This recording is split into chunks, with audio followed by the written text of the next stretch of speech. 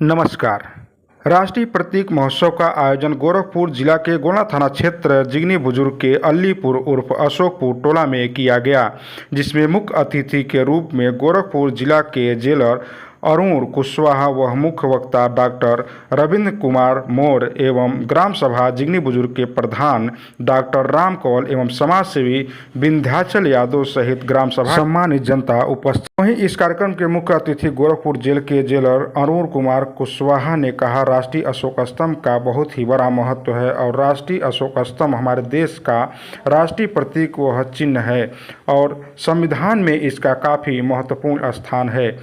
इसलिए हमें अपने देश के संविधान के नियमों का पालन पूर्ण निष्ठा के साथ करना चाहिए और राष्ट्र की एकता एवं अखंडता को बनाए रखना चाहिए और हम सभी नागरिकों का यह परम कर्तव्य है कि राष्ट्र के उन्नति के लिए अडिग रहें। बुद्ध जी का भी यही लक्ष्य था, समाज का हर व्यक्ति समाज के मुख्य धारा से जुड़ सके और अपने आप को मजबूत कर सके।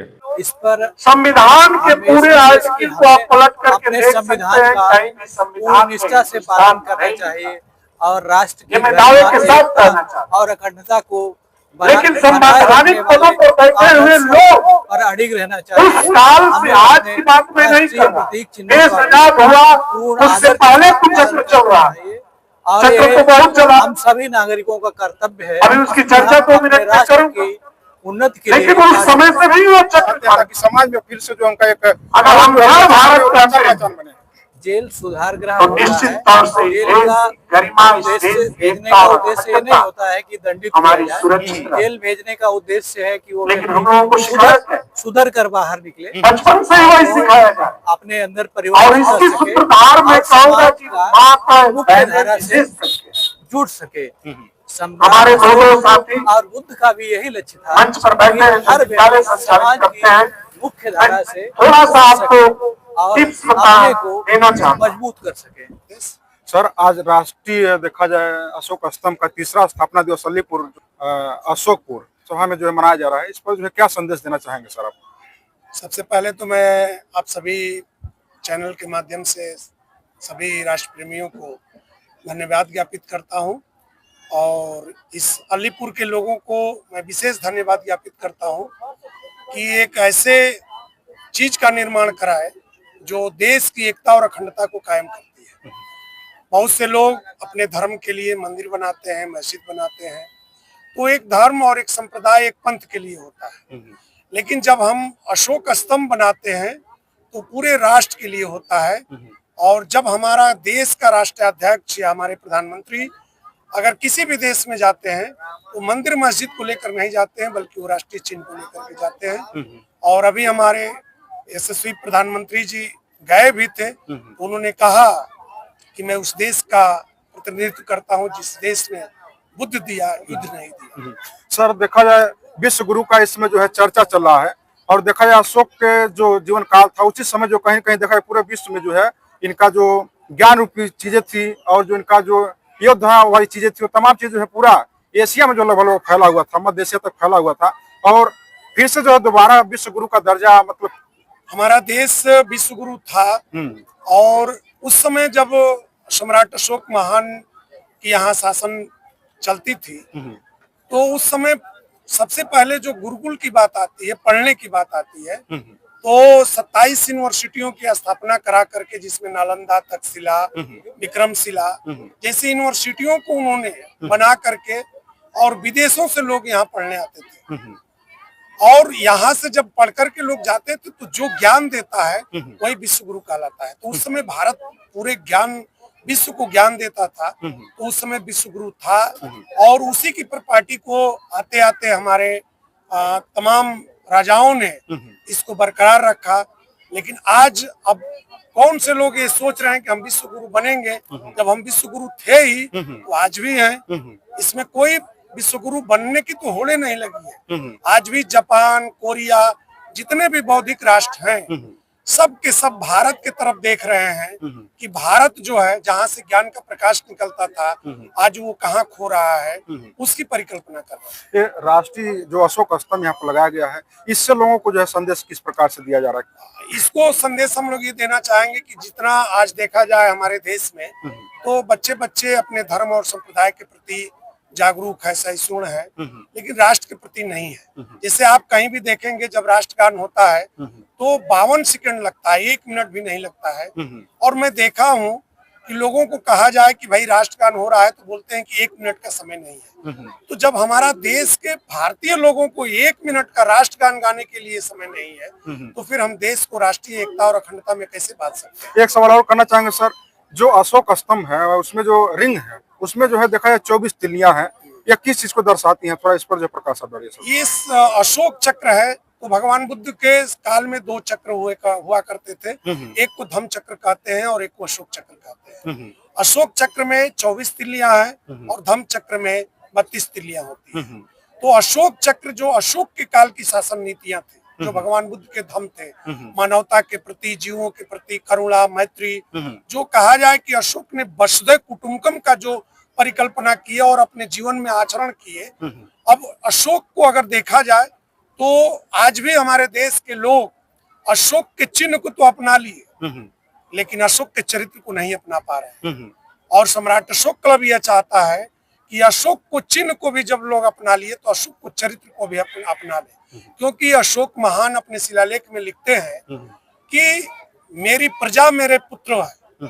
वो पुत्र की तरह अपनी प्रजा को समझते थे, लेकिन यहाँ तो लोग कहते हैं कि हम सब ईश्वर की संतान है।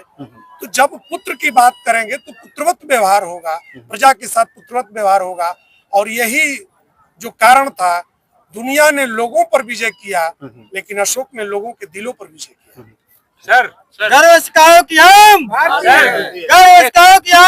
एक सवाल लूंगा, आप राष्ट्रीय प्रतीक चिन्ह यहाँ पर मनवा रहे हैं लाखों रुपए लगा करके, कोई तिरंगे से मुंह पोछ रहा है, इसके बारे में क्या कहना चाहते हैं? इसके माध्यम, आपके चैनल के माध्यम से मैं कहना चाहूंगा कि जो सोशल मीडिया पर ये चल रहा है, ऐसे लोगों पर राष्ट्रद्रोह का मुकदमा लगना चाहिए। क्योंकि अभी जो हमारे पड़ोसी देश के साथ घटना घटी, जिस बेटी ने कर्नल सोफिया ने और व्योमिका सिंह ने जिस जज्बे के साथ उन आतंकवादियों के अड्डे को तहस नहस कर दिया और वहां तिरंगे के सम्मान को बढ़ाया, और जो लोग इस तरह के तिरंगे का अपमान कर रहे हैं, मैं आपके चैनल के माध्यम से ये मांग करता हूं कि ऐसे लोगों पर राष्ट्रद्रोह का मुकदमा होना चाहिए। सोफिया को लोग बता रहे हैं कि आतंकियों के बहन है, तो ये कितना तक सच्चाई है? ये एकदम सरासर गलत है। वो भारत की बेटी है और उनका पारिवारिक हिस्ट्री लोग पढ़े। वो लोग जो भारत को धर्म के नाम पर बांटना चाहते हैं, वही लोग इन बेटियों को, ऐसे जाबाज साथियों को जो इस देश के लिए अपनी जान की बाजी लगा रहे हैं, जब हम लोग रात को सो रहे थे उस समय वो भारत की बेटी जाकर के पाकिस्तान में बम गिरा रही थी। ये हम लोगों के लिए गौरव की बात है। अगर जो इस तरह की सोच कर अगर बात करते हैं तो मैं मानता हूं कि वो कहीं ना कहीं कुंठित मानसिकता से बात कर रहे हैं। वो राष्ट्र के प्रति नहीं, वो कहीं ना कहीं एक दूषित मानसिकता से उस बेटी को अपमान कर रहे हैं। और सर, बिहार के राज्यपाल जी महाबोधि मंदिर में जाकर के हिंदू रीति रिवाज से पूजा करवाते हैं, इसका क्या मतलब, क्या ये चूंकि कानूनी प्रक्रिया है, ऐसा नहीं होना चाहिए। जब हमारे देश में संविधान कहता है, जब संविधान की उद्देशिका पढ़ेंगे तो उसमें स्पष्ट लिखा है कि सभी लोगों को अपनी पूजा उपासना करने की स्वतंत्रता है। तो उसी तरह से वो भगवान बुद्ध की ज्ञान स्थली है, वहां पर भगवान बुद्ध ने ज्ञान प्राप्त किए, तो उसको जो है भगवान बुद्ध के ज्ञान स्थली को पूरा विश्व मानता है कि यहीं पर भगवान बुद्ध को ज्ञान हुआ, तो वो बौद्ध धर्म का प्रतीक है। तो वहां पर जो भी है वो बौद्ध धर्म के अनुसार होना चाहिए और उसमें किसी भी प्रकार का हस्तक्षेप नहीं होना चाहिए। इससे सौहार्द बिगड़ेगा, हमारी देश की एकता और अखंडता बिगड़ेगी। मैं आपके चैनल के माध्यम से यह भी कहना चाहूंगा कि जो भी लोग बौद्धिक विचार भगवान बुद्ध के धर्म को मानते हैं, वो करुणा, मैत्री और प्रज्ञा से अपने आंदोलन को चलाएं, और आज नहीं तो कल विजय उनकी जरूर होगी। इसके लिए मैं आप लोगों का धन्यवाद ज्ञापन। सर, आप एक समाज सेवी हैं जी, और आज जो है आपके क्षेत्र में बहुत ही सुंदर कार्य किया जा रहा है, इसको लेकर क्या जो है संदेश देना चाहेंगे सर? सबसे पहले आप सभी लोगों को बहुत बहुत धन्यवाद कि आप ऐसे खबर का जो है प्रकाशित करेंगे। तो यह जो प्रोग्राम चल रहा है अशोक स्तंभ का ये बहुत ही सराहनीय कार्य है। इस तरह का कार्य निरंतर होते रहना चाहिए। इससे समाज में जागरूकता आएगी और हम लोग अपने इतिहास को जान पाएंगे, हमारी पीढ़ियां भी इतिहास को समझ पाएंगे। सर ऐसे ऐसे अशोक स्तंभ पूरे देश में लगने चाहिए, सभी गांवों में अवश्य लगने चाहिए। ऐसे स्तंभ लगना चाहिए जिससे कि हम लोग अपने इतिहास को जान सकें। आप सभी चैनल के लोगों को हमारे ग्राम सभा में स्वागत है और आप सभी लोगों को धन्यवाद है कि इस कार्यक्रम में आए और अपना समय दिए। प्रधान जी, आपके द्वारा देखा जाए बौद्ध द्वार जो है कहीं कहीं मेन जो है गांव के बगल में है, जो बनाया गया है, और यहाँ बगल में जो है राष्ट्रीय अशोक का जो है स्तंभ चिन्ह बनाया गया है। और इस प्रकार से जो है सर आगे जो है किस तरह से जो है इस तरह की जो तैयारियां हैं और जो चीजें हैं उसको जो है आप किस तरह से लोगों के बीच में ला रहे हैं? सर हम 20-25 साल पहले ग्राम पंचायत में बौद्ध द्वार का निर्माण किए।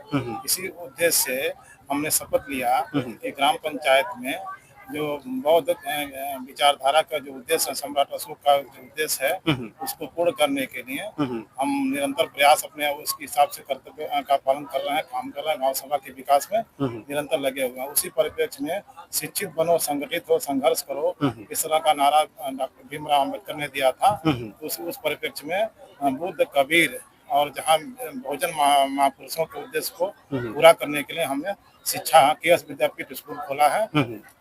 शिक्षा के माध्यम से बौद्धिक विकास और सम्राट अशोक के विचारधारा को प्रसार करना चाह रहे हैं। हम लोग 3 साल से जब से ये राष्ट्रीय प्रतीक चिन्ह का निर्माण कराए, ये प्रेरणा हमको मिली सम्राट अशोक क्लब से। हम एक बार कहीं घूम रहे थे, गोरखपुर कार्यक्रम चल रहा था, हम वहाँ पे देखे तो सम्राट अशोक क्लब के कार्यक्रम को देख करके कि राष्ट्रीय प्रतीक चिन्हों की झांकी निकालते हैं, उससे हमको प्रेरणा मिली कि भारत का राष्ट्रीय प्रतीक चिन्ह का निर्माण ही क्यों न कराया जाए। तो उस सम्राट अशोक क्लब के प्रेरणा स्रोत से हम लोगों ने मिल करके राष्ट्रीय प्रतीक चिन्ह का निर्माण करवाए।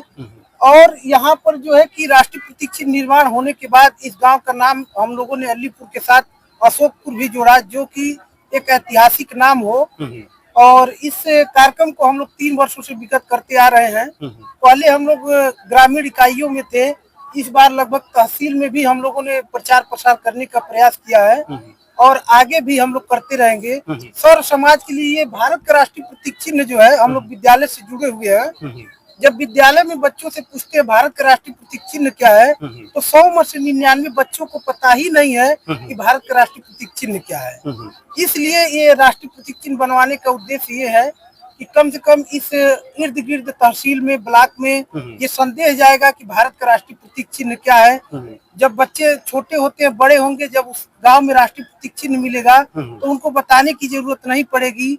और सम्राट अशोक क्लब परिवार के प्रेरणा स्रोत से अगर इस तरह के कार्यक्रम और भी होते रहेंगे तो एक दिन ऐसा आएगा जो कि भारत जो है सम्राट अशोक महान के लोक कल्याणकारी कार्यों जो करते थे, उसी के माध्यम से भारत पुनः विश्व गुरु और विश्व विजेता बनेगा। क्या आगे जो है सरकार से आप लोग कुछ डिमांड करना चाहेंगे? अशोक स्तंभ से संबंधित रिलेटेड जो है संग्रहालय है, उसके लिए जो कुछ फंड दे, इस बिल्कुल हम लोग सरकार से यही निवेदन करना चाहूंगा कि यहाँ पर जो है कि अगर संग्रहालय के लिए, भारतीय संविधान की प्रति के लिए, महापुरुषों के प्रति स्मृति लगाने के लिए अगर सरकार फंड देगी तो हम लोग इसमें और भी बढ़ चढ़ के जिले में काम करेंगे। और हम ये भी निवेदन करना चाहेंगे कि पूरे उत्तर प्रदेश में, चाहे पूरे भारत में, जहाँ पे चौराहे हैं वहाँ पे भारत के राष्ट्रीय प्रतीक चिन्ह का निर्माण हो, भारत के महापुरुषों का निर्माण हो और राष्ट्रीय ध्वज का निर्माण हो, ये हम लोग मांग करना चाहते हैं। कोई तिरंगे से ऊपर सर अपने धर्म ध्वज का लगाता है, इसके बारे में क्या कहना चाहते हैं? इसके बारे में यही कहेंगे कि अगर संविधान ठीक हाथों में होता तो इस तरह का अनैतिक कार्य न होता। कहीं न कहीं इस समय हम देख रहे हैं, जब कुछ विषमतावादी लोग जब शासन सत्ता में पहुंचेंगे तो यही हालत होगी। हम लोग यही निवेदन करना चाहूंगा कि इस तरह का नहीं होना चाहिए। और लोगों को जब सम्राट अशोक क्लब इस तरह गांव-गांव, गली-गली जा करके लोगों को प्रेरित करेगा तो इस तरह की गलतियां कम होगी।